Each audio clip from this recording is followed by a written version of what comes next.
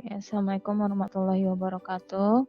Saya akan menjelaskan rencana pembelajaran semester untuk pertemuan yang kedua. Jadi di sini ada mengenai manajemen proyek dan Microsoft Project. Jadi nanti kita membahas mengenai manajemen proyek dan menggunakan aplikasi Microsoft Project. Jadi di sini konsepnya tentang manajemen proyek ada definisinya, tujuan, software dalam keadaan bahaya, project versus program, kemudian knowledge area Microsoft Project, kerangka kerja dari Microsoft Project, proses Microsoft Project, kemudian siklus proyek, kemudian ada struktur organisasi, kemudian yang terakhir adalah menggunakan aplikasi Microsoft Project.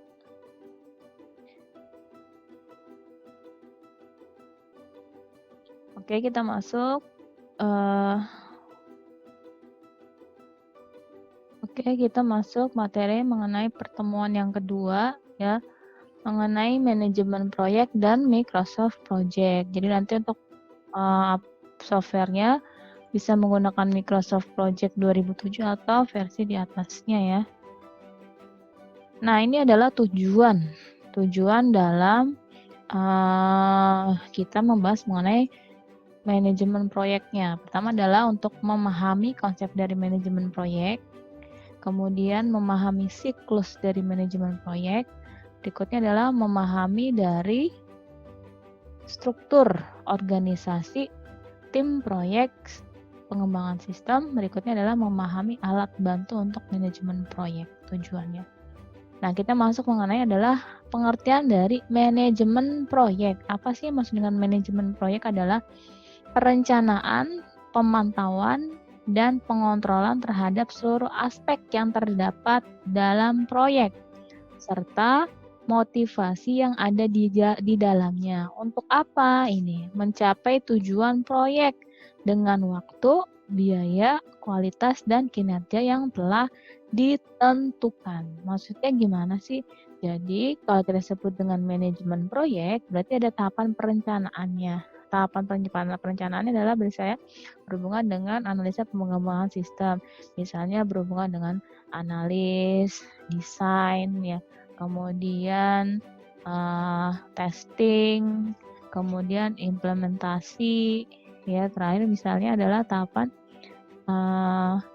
maintenance. Nah, itu adalah perencanaannya ya. Jadi masing-masing ada bagian-bagiannya. Kemudian pasti perlu namanya pemantauan pada suatu proyek sistem informasi.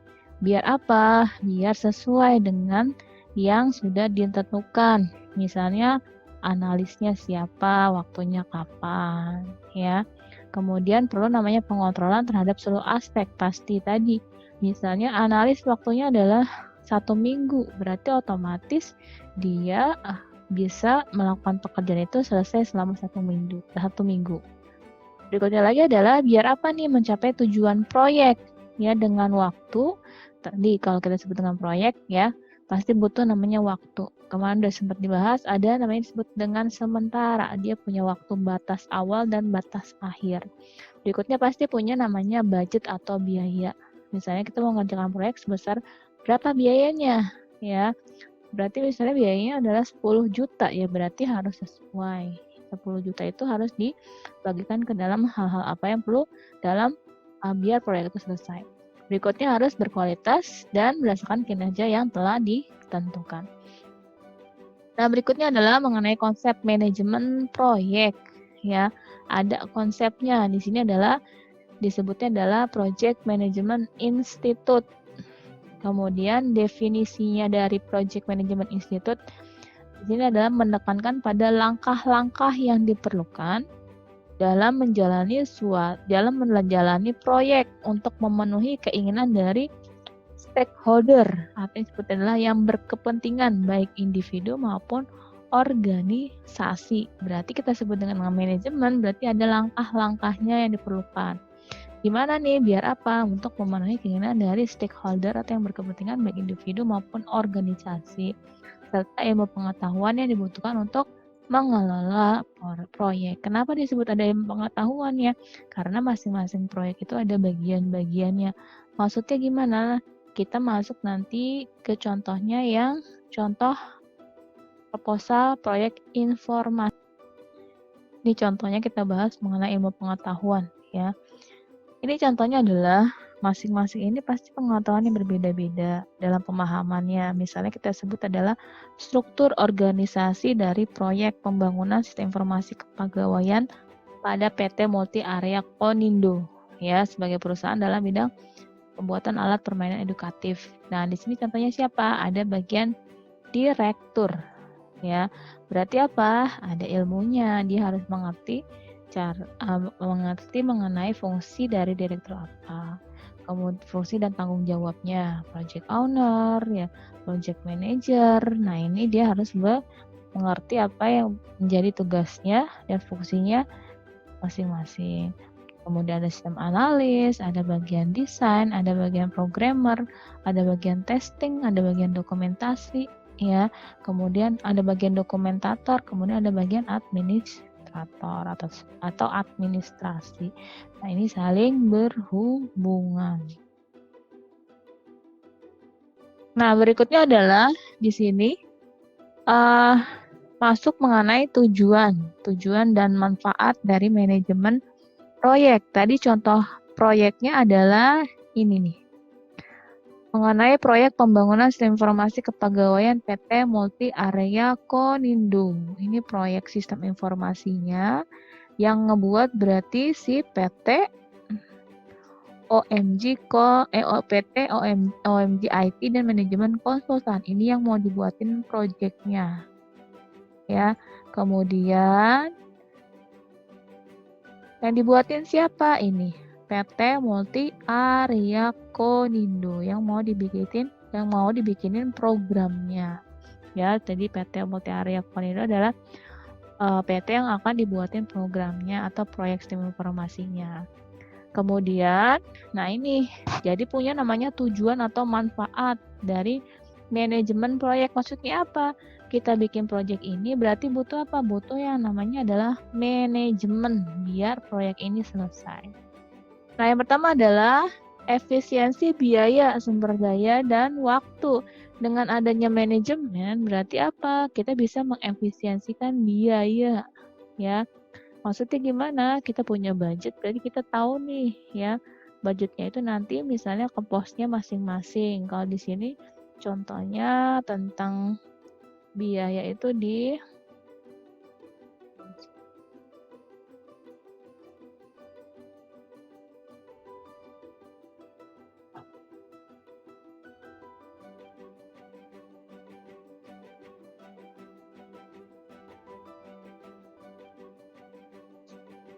Nah, ini ya.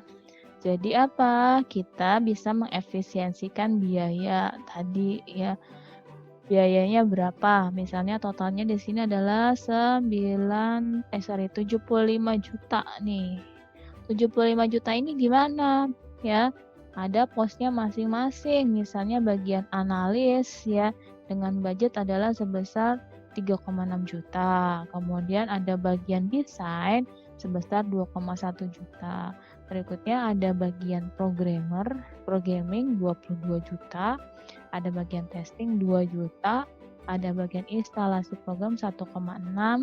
Kemudian ada bagian training user atau SDM 1,2, dokumentasinya 7 juta, maintenance-nya 2 juta, kemudian bagian untuk administrasi sebesar 6 juta. Nah, itu ya, jadi mengefisiensikan biaya, sumber daya, dan waktu. Yang menjadi sumber daya proyek apa di sini? Kalau di sini adalah kita lihat aja dari struktur.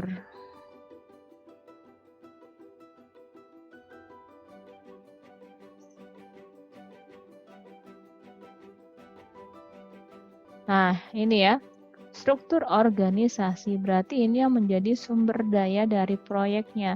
Kita punya apa? Punya namanya adalah tim proyek. Ini sumber daya manusianya ya, yang bakal kita manage.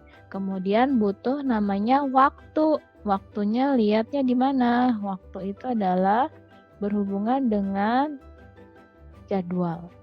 Di sini adalah jadwal proyeknya adalah di tanggal 15 Mei ya 2008 sampai di tanggal 2 September 2008. Nah, ini ya yang dimaksud dengan adalah efisiensi biaya, sumber daya, dan waktu. Jadi waktunya harus sesuai, mengefisiensikan. Kenapa? Karena di sini sudah jelas bagian analis misalnya waktu kerja adalah 9 hari. Berarti apa ya? Harus selesai 9 hari. Ini targetnya dia. Berikutnya adalah kontrol terhadap proyek lebih baik. Ya pasti ya, dari sini kita bisa mengontrol dari kegiatan dari masing-masing tugasnya. Tadi analis ya. Analis misalnya di sini kerjanya ngapain aja nih? Misalnya menganalisis sistem kepegawaian dan melakukan wawancara kepada pihak yang ditunjuk. Ya berarti nanti dikontrol nih, bener nggak sih ya dia melakukan analisis sistem kepegawaian, waktunya 2 hari ya, dari tanggal 15 sampai tanggal 16. Nah ini fungsi dari kita sebut namanya adalah pengontrolan terhadap proyek pasti lebih baik.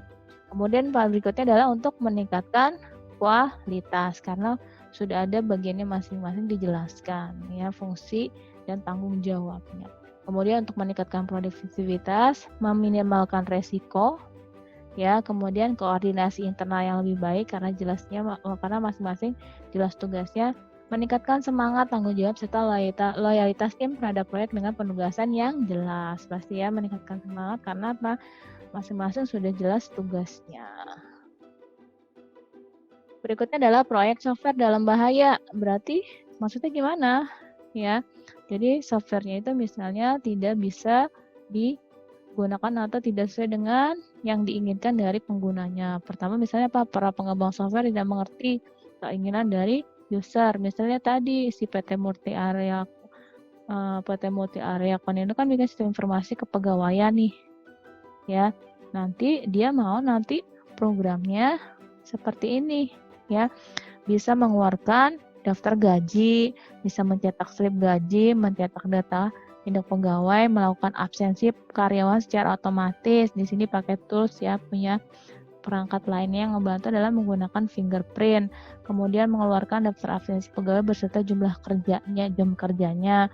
Kemudian mencetak absensi tiap pegawai yang digunakan sebagai laporan bagian SDM atau sumber daya manusia. Nah, itu disebut adalah jadi tidak mengerti nih keinginan dari user. Usernya siapa? PT Multi Area Konindo. Nanti saya mau sistem informasi kepegawaiannya seperti ini. Ternyata nggak sesuai ya. Tidak mengerti. Kemudian scope produknya didefinisikan sangat rendah. Tadi kan ya, dia punya namanya adalah lingkup. Jadi dia nggak dibuat kayak gini, nggak rinci. Ya, pokoknya saya mau bikin sistem informasi kepegawaian, udah kelar. Tapi nanti pas udah jadi, ternyata banyak yang mesti dirubah. Nah, itu disebut adalah menjadi bahaya. Berikutnya lagi adalah perubahan dilakukan sangat rendah. Ya, maksudnya gimana? Ya tadi kan kita bikin program nih. Ternyata si PT Multi Area Konindonya mau masih tahu bahwa nih kok yang ini kurang nih. Kata si OMG IT konsultannya iya. Terus yang ini berubah ya, ini diganti begini iya. Tapi ternyata apa? Pada saat sudah waktunya dilaporkan, ya ternyata nggak dikerjakan ya, jadi nggak ada perubahan, itu juga menjadi bahaya. Berikutnya adalah teknologi yang dipilih berubah ya. Tadi kan awalnya adalah pakai teknologi adalah menggunakan fingerprint ya. Kalau di sini kalau nggak salah basisnya dia web ya,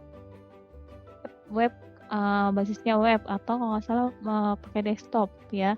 Nah di sini dapat tadi dia butuh teknologi yang dipilih adalah tadi fingerprint.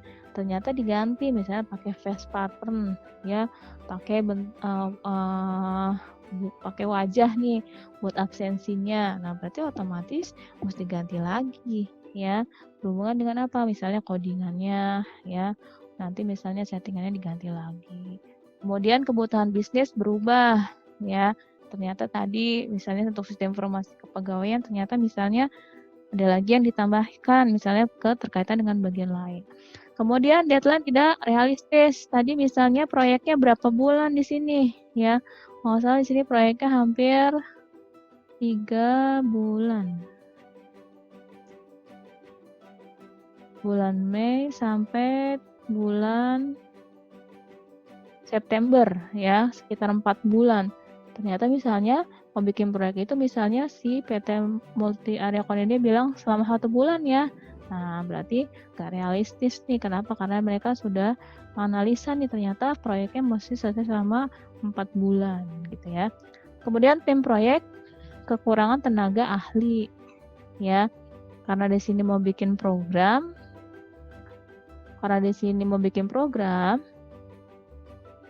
jadi karena di sini mau bikin program ya, berarti harus ahli nih. Di sini misalnya proyeknya basisnya desktop ya, misalnya menggunakan Microsoft Visual Basic, berarti harus dicari ahli yang buat programmernya, berarti dia mengerti atau memahami program dari Microsoft Visual Basic. Ternyata pada saat sudah berjalan banyak yang nggak ahli nih dalam pemrogramannya. Nah, itu juga bisa menjadi bahaya. Berikutnya adalah para manajer dan praktisi menghindari pembelajaran proyek. Maksudnya gimana?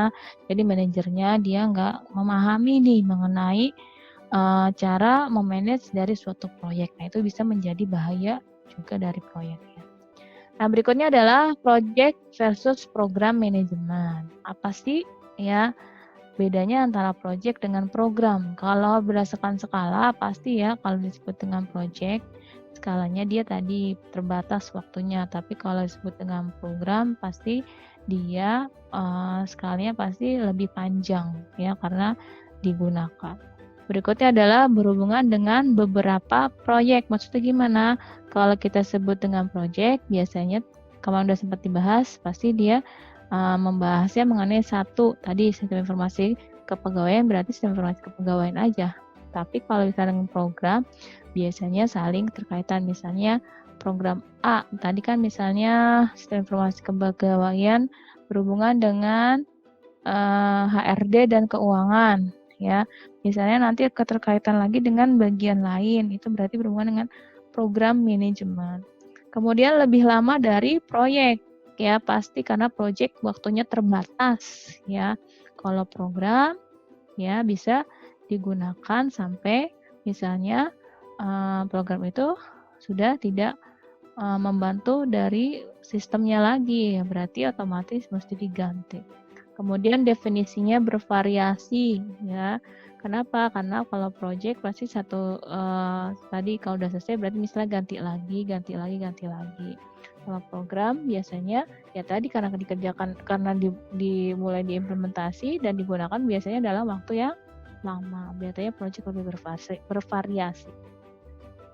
Nah, ini adalah knowledge ya, knowledge area dari manajemen proyek ya. Ada yang namanya adalah manajemen dari tujuan dan ruang lingkup. Ada namanya disebut dengan scope management.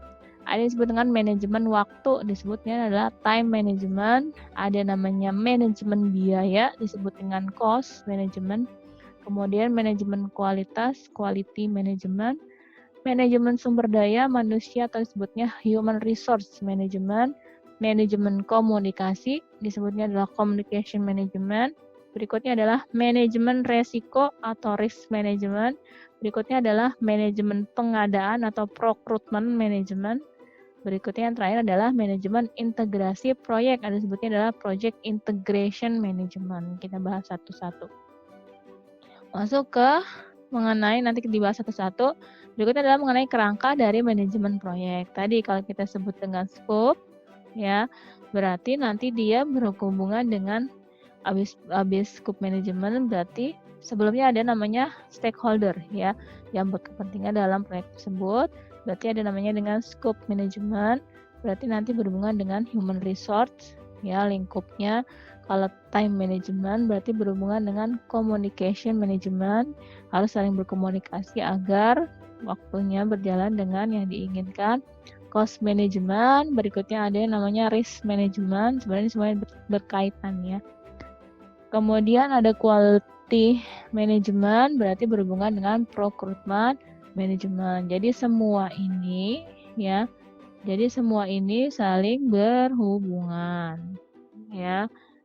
scope, time, cost, quality management, human resource, communication, risk management, procurement, saling berhubungan ya. Dengan adanya apa? Ya, dengan adanya tools dan teknik ya, maka nanti proyeknya akan selesai. Itu sebetulnya adalah kerangka dari manajemen proyek dengan apa ini? Saling terintegrasi. Nah, ini disebut adalah tadi ya 5 PMI. Ya, PMI di sini adalah 5 PMI proses group ya. Sebutnya adalah Project Management Institute. Jadi ada 5 Project Management Institute berhubungan dengan proses group. Jadi ada tahapannya adalah level of activity-nya ya. Berarti yang ke atas ini disebut adalah levelnya. Kemudian yang ke samping disebut adalah fasenya atau disebut dengan waktu. Ini adalah fase awal, kemudian yang terakhir adalah fase finish. Nah, untuk level activity-nya yang pertama adalah tahapan initiating proses atau disebut dengan tahap awal. Nah, ini tahap awalnya. Kemudian planning, tahapan perencanaan. Tahapan perencanaan adalah dari awal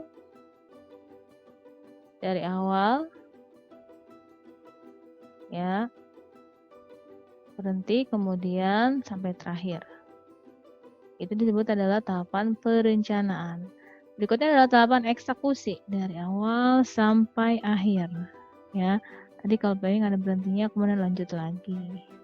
Kemudian berikutnya adalah fase controlling, sama dari awal sampai akhir. Nah, ini tahapan dari Project Management Institute. Nah, yang pertama, tadi kan ada inisiasi yang tersebut, bahasa Indonesia adalah inisiasi. Initiating atau inisiasi adalah gambaran global suatu proyek ya, berupa definisi dari proyek. Berikutnya adalah terdiri dari apa? Ruang lingkup, tujuan, waktu, biaya, dan informasi. Itu disebut adalah proses inisiasi. Jadi dijelaskan. Nah, ini contohnya ya. Jadi tadi sistem informasi kepegawaian kalau biasa disebutnya di project charter ya penjelasannya. Tadi mengenai lingkup proyeknya apa aja yang dibahas ya. Misalnya tadi mengeluarkan daftar gaji, mencetak slip gaji, mencetak data induk, absensi karyawan secara otomatis, mengeluarkan daftar absensi jumlah pegawai beserta jumlah jam kerjanya, mencetak absensi tiap pegawai yang digunakan sebagai laporan ke bagian SDM. Ini disebut lingkupnya. Kemudian punya jadwal dan biaya. Ini contohnya ya. Jadi disebutkan ya kapan proyeknya mulai, kapan berakhir dan biayanya berapa. Nah, itu disebut adalah tahapan inisiasi. Kemudian adalah proses perencanaan. Kalau kita sebut dengan proses perencanaan berarti berhubungan dengan 9 knowledge area. Ya, jadi sini adalah mengenai deskripsi detail dari definisi proyek yang telah dibuat. Kemudian terdiri dari 9 knowledge area. Ya, tadi tahapannya ada 9. Nanti kita bahas ada 9 tahapannya. Kemudian berikutnya adalah proses pelaksanaan ya mengenai tindak lanjut dari apa yang telah dijabarkan pada perencanaan dari manajemen proyek.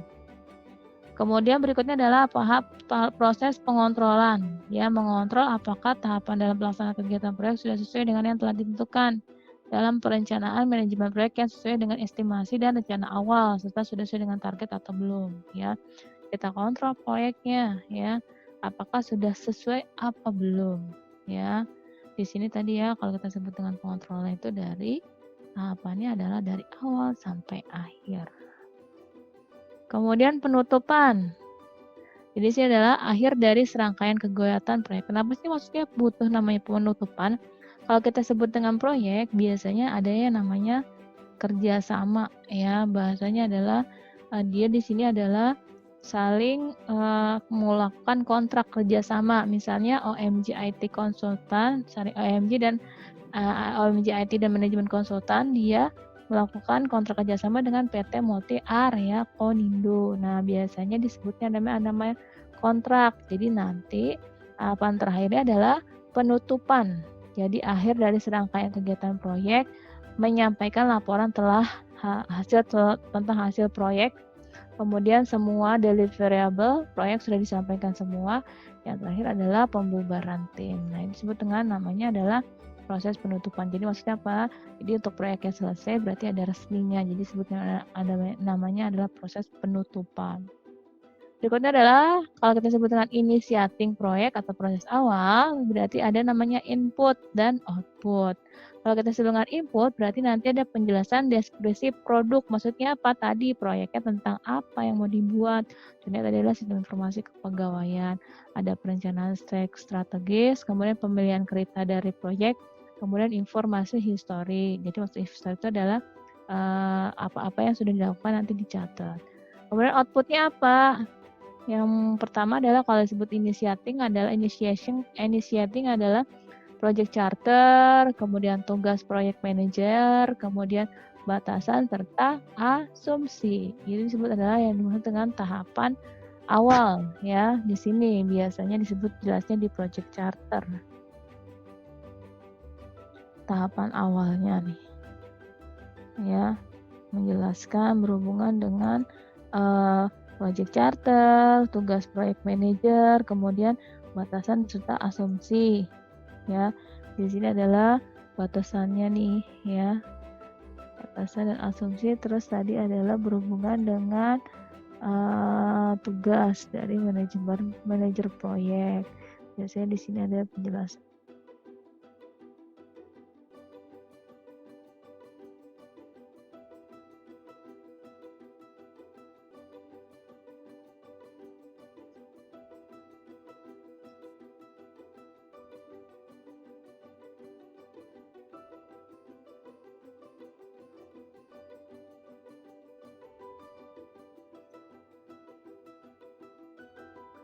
Ini nih, ya.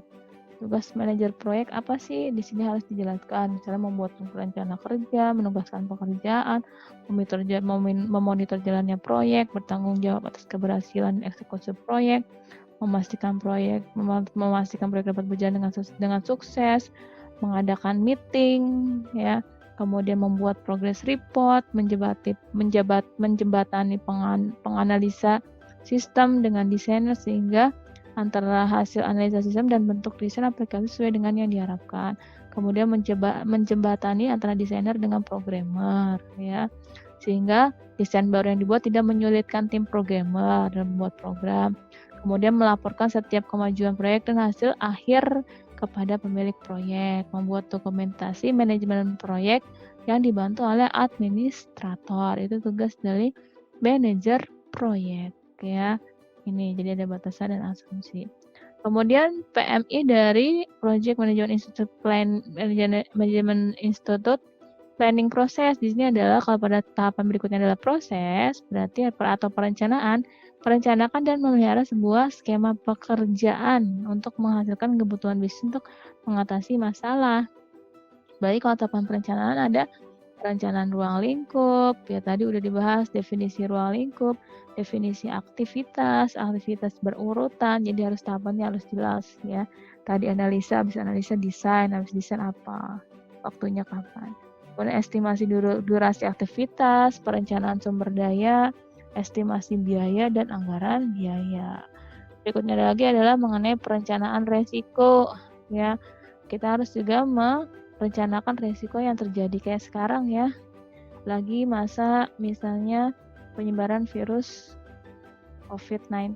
Jadi kalau pandemi gimana nih? Kamu proyek lagi udah dibuat, berarti banyak yang harus harus kayak misalnya nggak boleh masuk kerja ya, berarti otomatis ada yang dibatalin atau misalnya ada yang dimundurkan proyeknya karena waktunya misalnya nggak efektif ya, atau karena tadi waktunya ternyata banyak yang libur karena misalnya PSBB, jadinya kerjanya di rumah atau aktivitasnya tidak berjalan dengan sebagaimana mestinya. Kemudian schedule development ya. Kemudian perencanaan kualitas, perencanaan komunikasi, perencanaan organisasi ya. Kalau perencanaan organisasi biasanya di struktur organisasi. Kemudian akuisisi staff, maksudnya apa? Staffnya misalnya perlunya berapa nih? Berarti nanti karyawannya programmer butuh 3, berarti nanti harus ada rekrutnya 3 orang. Misalnya udah 3 orang, misalnya butuh bagian administrasi 2 orang, ya berarti ada 2 orang. Kalau cuma butuhnya 1 orang, berarti 1 orang. Kemudian berikutnya adalah perencanaan pengadaan. Maksudnya gimana? Proyek itu kan butuh namanya pengadaan atau barang-barang, misalnya butuh kertas, tadi adanya fingerprint, butuh misalnya kuota internet, atau butuh misalnya printer, itu disebut adalah pengadaan. Berikutnya adalah pengembangan perencanaan proyek.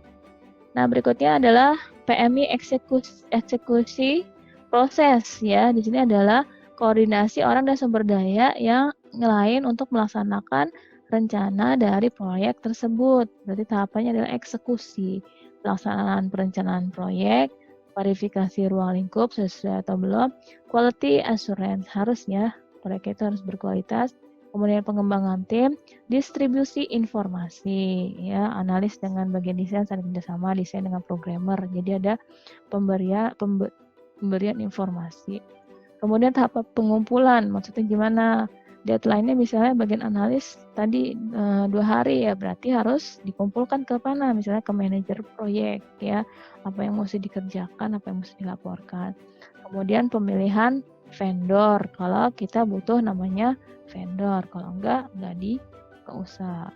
Kemudian ada tahapan berikutnya adalah administrasi kontrak, ini harus jelas ya.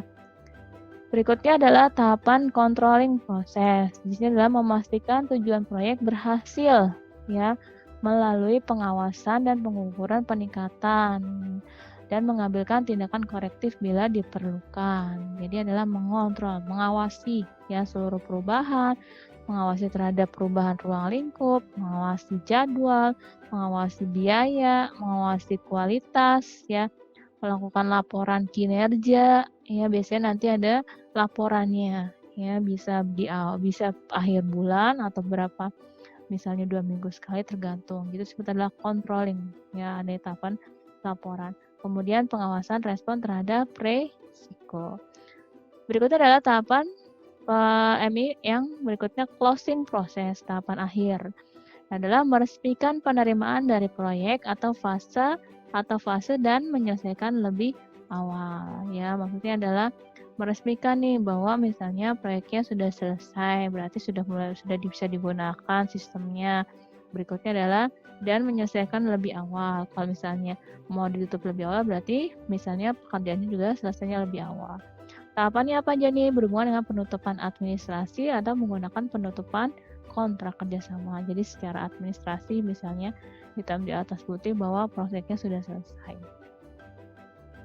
Nah, berikutnya adalah siklus hidup dari manajemen proyek. Dan di sini ada siklus hidupnya. Jadi berhubungan dengan apa nih?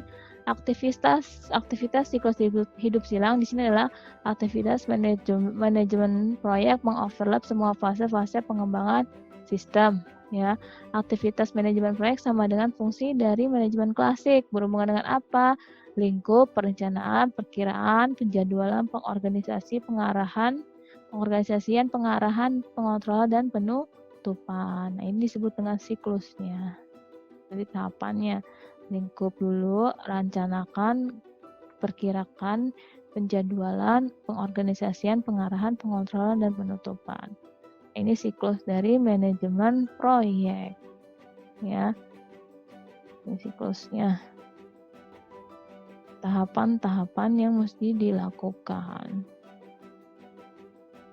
Dibikin SOW misalnya pertama ya project assignment, persetujuan bahwa proyeknya sudah dikenakan, berikutnya bikin statement of work, kemudian bikin WBS. Dari WBS itu misalnya bikin durasi, tax duration tadi 2 hari, tanggalnya berapa, kemudian schedule tax, habis itu bikin anggaran biaya dan siapa saja mengerjakan resource-nya. Kemudian berikutnya Milestone competition berhubungan dengan apa saja yang dibutuhkan. Kemudian complete project experience-nya, proyeknya selesai atau complete. Kemudian berikutnya adalah improvement atau pembuktian. Nah itu adalah berhubungan. Kemudian kalau misalnya di sini ya tahapannya. Kalau di milestone ada yang asli berarti di sini adalah next milestone revision. Kalau nggak salah berarti direvisi. Nah ini yang disebut dengan tahapannya. Nah biasanya berhubungan dengan siapa ini? Project team. Nah, berikutnya kalau kita sebut dengan tim proyek, berarti kita butuh namanya organisasi, ya. Disebutnya di sini adalah struktur organisasi. Untuk struktur organisasi tim itu ada 3, fungsional, projectorize, sama matrix. Ya, kalau yang disebut dengan fungsional di sini adalah setiap karyawan memiliki satu pemimpin yang jelas, ya. Staff di grup berdasarkan spesialisasi seperti produksi, marketing, engineering, dan accounting. Jadi maksudnya apa? Dia punya pemimpinnya masing-masing satu-satu, ya, per bagian. Kalau project trust, anggota tim biasanya dialokasikan sebagian besar sumber daya organisasi terlibat dalam proyek, dan project manager mengambil andil yang cukup besar dan tanggung jawab dan wewenang. Kalau matrix adalah kombinasi dari fungsional dan project trust. Biasanya di sini project manager sebagai koordinator daripada sebagai seorang manajer. Kemudian mengambil sumber daya dari semua bagian departemen organisasi perusahaan ke hal yang tertentu diperlukan untuk suatu proyek. Pasti ya harus ahli berhubungan dengan sumber daya. Nah, ini contoh penggambarannya struktur organisasi tim. Kalau di sini adalah fungsional. Tadi masing-masing dipimpin, masing-masing bagian dipimpin. Ya, ada staff-staffnya, kemudian ada pimpinannya. Nah, masuk ke eksekutif, chief eksekutif. Nanti yang ini melaporkan ke chief eksekutifnya. Kemudian berikutnya lagi adalah yang project rise. Ya, project rise di sini adalah dia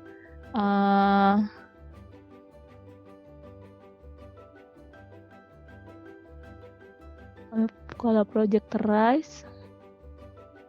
Nah, ini contoh struktur organisasi dari project rise. Kemudian masuk mengenai struktur pelaksanaan project, ya. Kalau kita sebut dengan struktur pelaksanaan project, berarti kita butuh siapa? Yang pertama adalah head of, pemimpin project, kemudian project manager yang memanage sumber daya, chief engineer menangani masalah teknis, kemudian ada namanya group leader atau functional struktur. Jadi ada pemimpinnya. Kemudian butuh yang namanya tugas dan tanggung jawab. Ini contohnya tugas dan tanggung jawab dari manajer proyek, ya. Kemudian ini tugasnya paling berat, ya, membatasi proyek, mendefinisikan dan membatasi proyek yang benar, mengidentifikasi dan memilih sumber daya proyek, ya, misalnya tadi butuh karyawan berapa, apa aja yang dibutuhkan materialnya, kemudian memimpin tim proyek, ya, pasti dia harus memimpin tim proyek dalam setiap fase. Tadi ada fase proyeknya, ya, tahapan proyeknya dia memimpin, mengestimasi dan membuat anggaran biaya proyek, kemudian mengidentifikasi dan mengelola semua isu dan risiko pada sebuah proyek, membuat dan memaintain perencanaan proyek. Yang berikutnya adalah mengelola semua perubahan yang terjadi pada sebuah proyek. Kemudian meyakinkan semua penugasan proyek tetap pada jalur yang tidak melebihi biaya yang telah ditetapkan, mengidentifikasi politik organisasi dan memerankan dengan baik, mengelola berkas proyek dan dokumentasi terkait, mengkomunikasikan dan memaintain kemajuan proyek melalui rapat dan pelaporan. Nah, manajer proyek itu harus punya keahlian, ya. Misalnya dia harus ahli memimpin, berkomunikasi, memecahkan masalah, menulis, ya, presentasi, menjalani tim, ya, harus profesional, kemudian kemampuan yang handal untuk mengatur pengetahuan tentang manajemen proyek. Nah, itu adalah penjelasan dari yang materi pertama. Selanjutnya nanti kita masuk menggunakan aplikasi adalah Microsoft Project. Oke, kita masuk penggunaan Microsoft Project, ya. Kalau saya nanti pakainya yang 2013 ya, kalau ini versinya sudah lama ya, 2007. Jadi sini adalah Microsoft Project adalah alat bantu yang digunakan untuk manajemen proyek. Jadi di sini adalah Microsoft Project terdiri dari beberapa versi. Salah satu adalah Microsoft Project 2007 atau versi lengkapnya sudah ada ya 2013 atau 2000 ke atasnya ya dari aplikasi Microsoft Project. Nah, di sini untuk fitur Microsoft Project-nya saya jelaskan yang 2013 saja ya. Nah, ini fitur dari Microsoft Project. Yang pertama ada disebut tadi ada namanya tampilannya seperti ini ya, tampilan dari si Microsoft Project 2013. Kemudian ada yang namanya fitur-fiturnya di sini ada istilahnya, ada task ya, mengenai jenis pekerjaan dalam suatu proyek, kemudian ada namanya durasi ya, ada task, kemudian ada duration, waktu, jangka waktunya, suatu pekerjaan bisa menit, jam, hari, minggu, dan bulan, kemudian ada namanya start, suatu nilai menyatakan tanggal awal, suatu proyek, kalau finish adalah tanggal akhir, kalau namanya finish berarti adalah dia otomatis ditambahkan dari tanggal awal ditambah tanggal ditambah durasi. Berikutnya adalah predecessor ya, hubungan keterkaitan antar pekerjaan. Di sini disebutnya predecessor, kemudian ada namanya resource, sumber daya ya, baik berupa personil maupun non personil atau berupa material. Berikutnya ada cost, biaya yang dibutuhkan untuk menyelesaikan suatu proyek, meliputi biaya tetap atau biaya variabel. Biaya tetap itu berarti biayanya tidak berubah, kalau biaya variabel itu biasanya berubah-ubah. Nah, dihitungnya bisa per jam, harian, mingguan, bulanan maupun borongan. Berikutnya ada namanya Gantt chart. Ya, nanti hasilnya adalah berupa Gantt chart, grafik yang ditampilkan dalam bentuk batang horizontal yang mempresentasikan pekerjaan, task, keterkaitan antar task beserta durasinya. Kemudian istilahnya lagi ada tentang port ya, grafik yang ditampilkan dalam bentuk kotak yang mempresentasikan nama task, start, finish, hubungan antar task. Kemudian ada namanya baseline ya, berhubungan dengan perencanaan proyek ya, berupa scope, time, schedule, cost yang telah disetujui dan ditetapkan dalam suatu proyek. Kemudian namanya tracking ya, bentuk perencanaan atau peninjauan antar hasil kerja yang dilakukan di lapangan ya dengan rencana awal suatu proyek. Kemudian sehingga bisa membandingkan rencana dasar dengan kenyataan di lapangan. Kemudian ada namanya milestone ya, penandaan pekerjaan menunjukkan bahwa task sudah selesai, digambarkan dengan durasinya 0. Nah, ini ada contohnya ya. Contoh kita mau menggunakan Microsoft Project. Misalnya ada yang pertama adalah membeli bahan baku ya. Contohnya di sini adalah membuat kue kering. Contohnya aja ini ya. Kemudian membeli bahan kue ya berupa tepung, gula, telur, mentega. Yang kedua menyiapkan peralatan membuat kue. Yang ketiga mencampur bahan. Yang dicampur misalnya apa? Mixer, gula, dan telur. Tambahkan tepung dan mixer. Kemudian tambahkan mentega dan mixer. Cetak kue, kemudian panggang kue. Nah, dari ini kita bisa menerapkan ke dalam Microsoft Project-nya. Nah, ini ya, ini kegiatannya ya. Tadi nanti kita masukkan ke dalam Microsoft Project.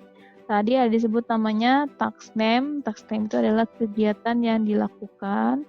Ada namanya durasi ya. Kegiatan ini dilakukan berapa lama? Ada kegiatan awalnya, kemudian finish tadi, duration ditambah start, ada predecessor, ada penghubung kegiatannya, ada namanya resource ya, sumber dayanya. Contoh yang pertama adalah misalnya beli tepung ya, 1 hari tanggal 5 Juli, kemudian selesai di 5 Juli karena cuma 1 hari yang mengerjakan si Ani. Beli gula 1 hari ya, tanggal 5 Juli, selesai tanggal 5 Juli juga ya.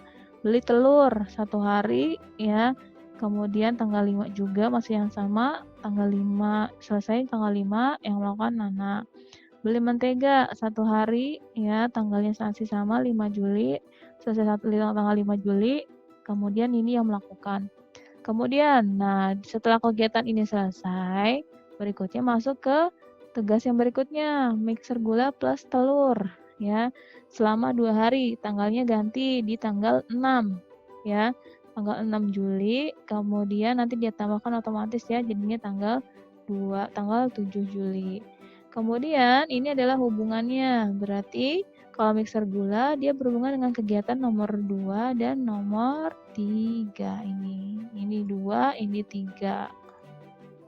Ini kegiatan nomor 2. Ini kegiatan nomor 3. Nah, itu disebut dengan predecessor. Berikutnya, campur tepung plus mixer. Ya, campur tepung dan plus mixer. Berarti kegiatan yang satu. Berarti kegiatan satu ini. Kemudian kegiatan yang ke 5. 1, 2, 3, 4, 5. Ini 5. Ya. Tadi kan campur tepung plus mixer. Ini kan kegiatan yang ke 1, 2, 3. Ini yang kelima. Nah, ini berarti kegiatan keempat kita anggap ya. 4.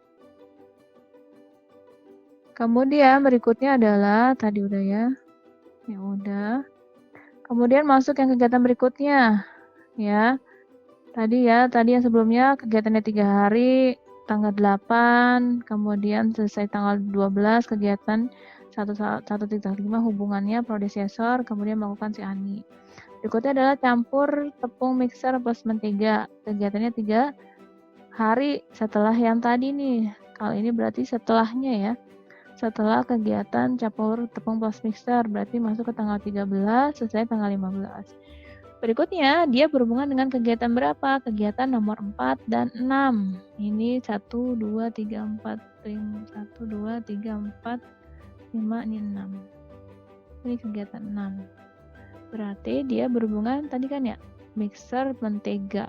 Ini kan kegiatan nomor 4. 1, 2, 3, 4, dan 6. Ini ya, jadi ini kegiatan 4. Kemudian ini kegiatan yang ke-6. Nah, itu disebut adalah predecessor. Yang melakukan adalah si ini.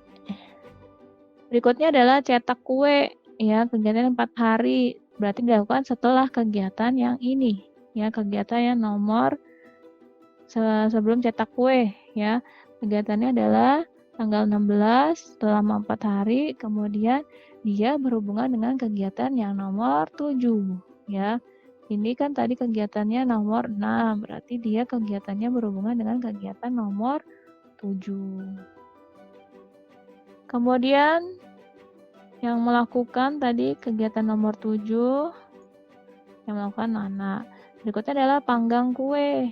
Ya, panggang kue yang terakhir 4 hari, berarti setelah cetak kue, berarti tanggal 22 selesai tanggal 27, berarti dia berkaitan dengan yang nomor 8. Nomor 8 itu yang mana? Ini nomor 8. Nah, berarti nanti dia predecessornya berkaitan dengan kegiatan nomor 8. Kemudian yang melakukan adalah si Nia. Nah, ini cara membaca kegiatannya. Berikutnya kita masuk menggunakan si Microsoft Project. Dari kegiatan ini kita masuk ke Microsoft Project. Microsoft Project. Nah, ini Microsoft Project-nya ya. Tadi ya kegiatannya kita buat ya di task name.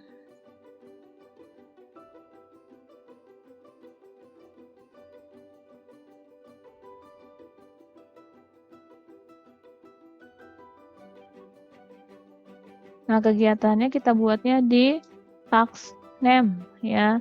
Tadi kegiatannya apa? Kegiatannya adalah yang pertama adalah beli tepung. Berarti kita ketik nih. Beli tepung. Durasinya tadi 1 hari. Tanggal berapa tadi? Misalnya tanggal 5. Kita ambil aja bulan ini ya. Bulan 9 2020. Ya, kemudian berarti selesai dengan tanggal 5 bulan September 2020. Kemudian kalau yang resource ya, kalau mau buat resource nanti kita buat belakangan aja ya, kita buat yang ini dulu aja. Berikutnya kegiatan yang kedua, beli gula selama 1 hari Tanggalnya masih sama 5 September 2020. Kemudian berikutnya adalah beli telur. Beli telur 1 hari masih tamat tanggal 5 September 2020.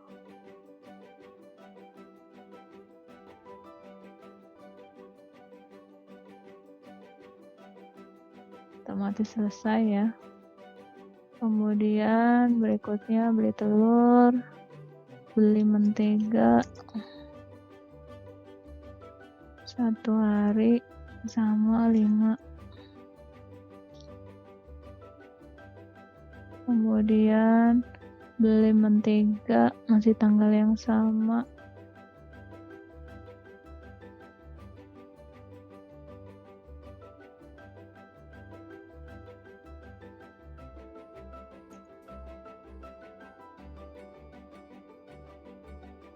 Berikutnya adalah kita masuk mixer gula.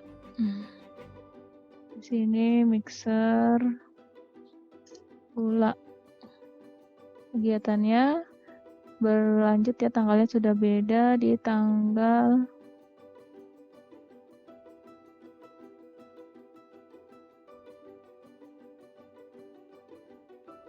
mixer gula plus telur.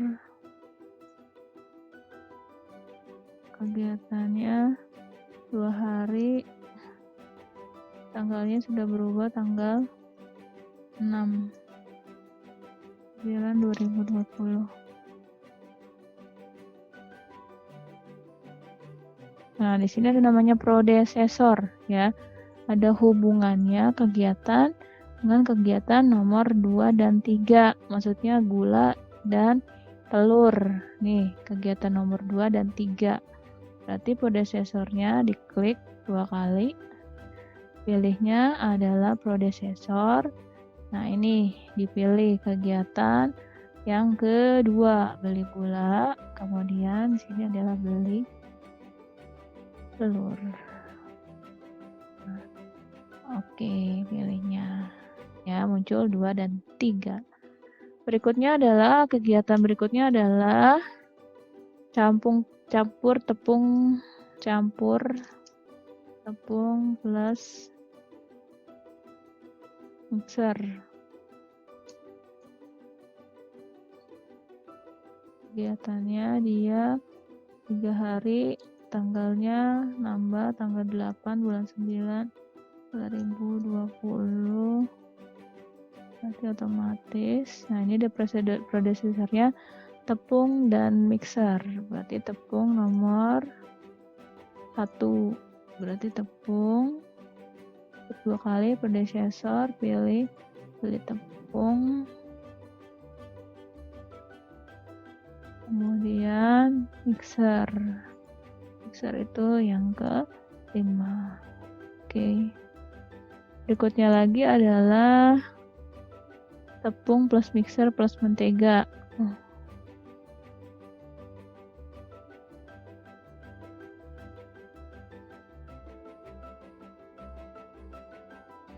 Kok pasti juga bisa ya. Mixer plus mentega. Harinya berubah ya.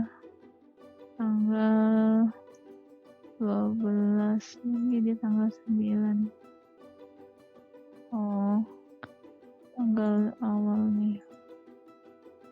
Karena kalau kita masuk sini aja. Berarti tanggal berapa hari dia? Selama 3 hari. Tanggal sudahnya 12 bulan 2020. Jadi berhubungan dengan tepung mixer mentega. Berarti tepung plus mixer kan di nomor yang ke 6. Tepung itu di tepung plus mixer. Mixer plus mentega. Berarti kegiatannya adalah di kegiatan nomor 4 yang mentega. Kemudian nomor 6 bungkus mixer. Berikutnya cetak kue selama 4 hari.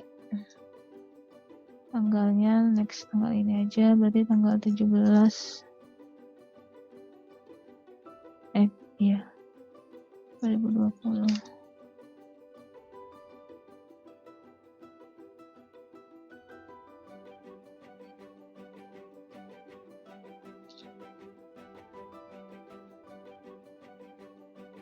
Cetak kue berarti hari,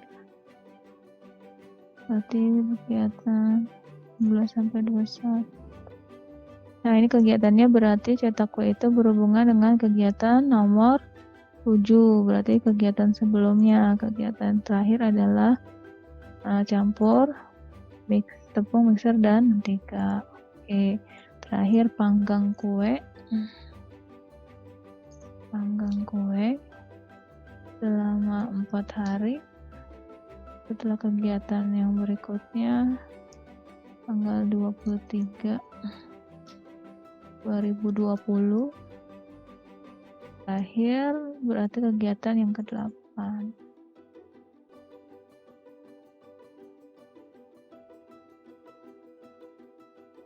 Nah, ini cara untuk membuatnya. Nah, ini muncul namanya disebut Gantt chart ya, kegiatannya saling berhubungan. Nah, tadi kan ada namanya ada NIA ya.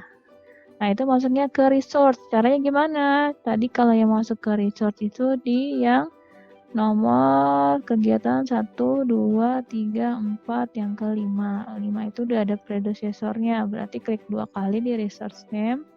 Kemudian pilih resource. Kemudian kita masuk pembuatan resource. Bukan ke sini, pembuatan riset itu masuknya yang ke, jadi untuk membuat resource masuk ke resource, pilih assign resource, kita buat dulu tadi nama-namanya ada Ani, Nia, Nini, Nana, Nini,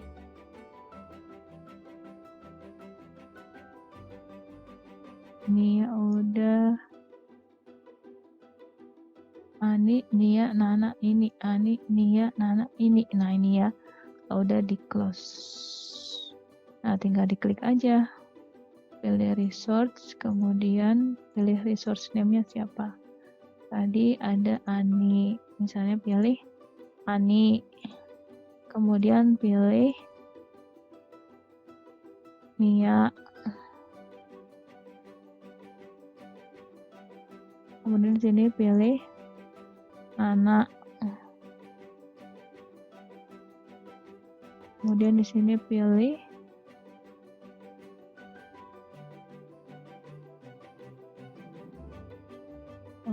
dari pertama ya, ini Nia,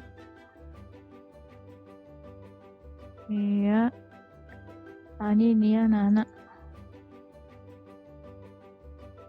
Ani, Nia, Nana, Nana, ini,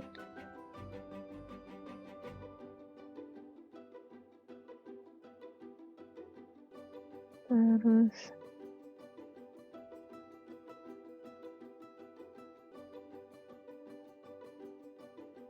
Nia,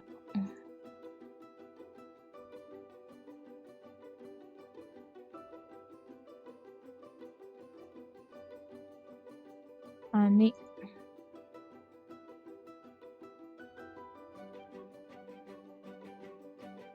Nini,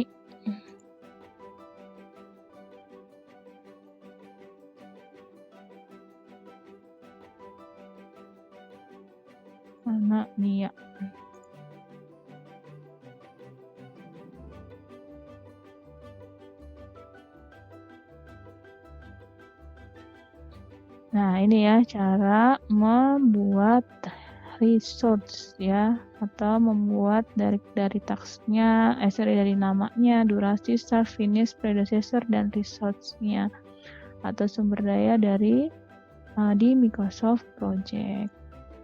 Nah, itu ya penjelasan dari materi pertemuan yang pertama. Jadi tentang manajemen proyek dan Microsoft Project. Ya, sampai sini dulu materinya. Terima kasih.